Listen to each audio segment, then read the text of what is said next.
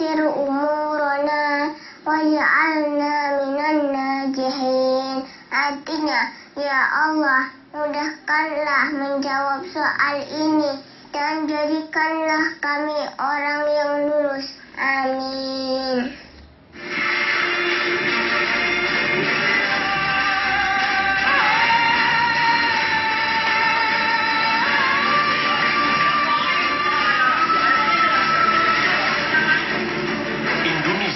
Dalam keadaan darurat.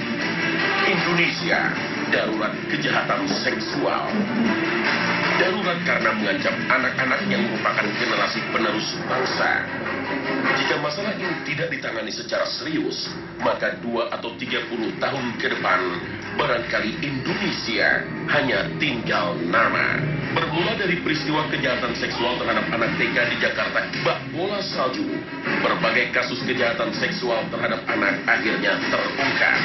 Berita terakhir yang menghebohkan adalah peristiwa kejahatan seksual terhadap anak yang dilakukan oleh seorang pemuda yang akrab dipanggil Emon. Menurut laporan yang diterima oleh polisi, ada 114 anak yang mengaku telah dicabuli oleh pemuda berumur 24 tahun ini. Kita seperti terkaget-kaget dengan berbagai pemberitaan yang ada. Padahal kejadian serupa telah berlangsung sejak lama. Tapi tidak adanya upaya yang serius dari berbagai pihak menjadikan kasus ini akhirnya meledak lagi di tahun 2014 ini. Dan banyak pihak mensinyalir fenomena kejahatan seksual ini ibarat gunung es. Kasus-kasus yang tidak muncul ke permukaan jauh lebih banyak. Padahal dari tahun 2013, Komisi Nasional Perlindungan Anak sebenarnya telah menetapkan tahun 2013 sebagai tahun darurat kekerasan seksual terhadap anak. Pada 2012 hingga 2013, Komnas PA mencatat ada 3.023 kasus pelanggaran hak anak di Indonesia.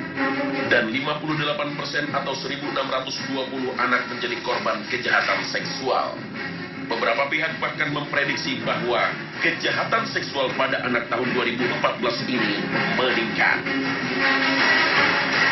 Ketua Komisi Nasional Perlindungan Anak, Aris Merdeka Sirait memprediksi pada tahun 2014 kasus kekerasan terhadap anak akan meningkat. Bahkan jumlah kasus diperkirakan bisa melonjak hingga 100%. Sungguh miris dan menyedihkan nasib bangsa ini. Dan celakanya kejadian ini terus berulang-ulang tanpa pernah ada upaya serius dari seluruh komponen bangsa ini untuk berbenah.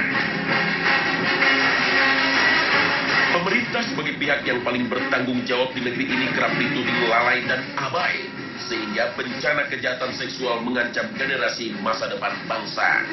Pemerintah tentu harus melaksanakan kewajibannya sebagai wujud tanggung jawab di hadapan manusia dan di hadapan Allah Ta'ala. Tetapi hanya menunggu dari pemerintah juga merupakan tindakan yang pasif. Seluruh komponen umat Islam hendaknya proaktif menyikapi bencana yang sangat serius ini. Dan itu dapat dijalankan dengan memulainya dari diri kita dan keluarga kita. Keluarga merupakan aset dalam ketahanan suatu masyarakat. Jika bangunan keluarga telah porak-poranda, maka masyarakatnya akan menjadi masyarakat yang rapuh, yang rentan terhadap berbagai kerawanan sosial. Dan dalam keluarga, peran sentral ada di tangan seorang bapak yang merupakan kepala keluarga. Dia harus berani mengambil tanggung jawab tersebut. Jangan sampai anak menjadi yatim padahal ayahnya masih ada. Atau jangan sekedar menjadi ayah yang hanya memberi materi tapi tak pernah peduli dengan akhlak keluarganya. Atau yang lebih mengerikan lagi, tidak peduli dengan maksiat yang menimpa istri dan anak-anaknya. Ini adalah tindakan tercela yang dikecam agama. Ancamannya bahkan dijauhkan dari surga. Lelaki seperti inilah yang disebut dayus.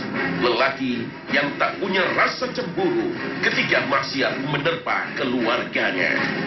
Inilah Khazanah dalam episode Dayus.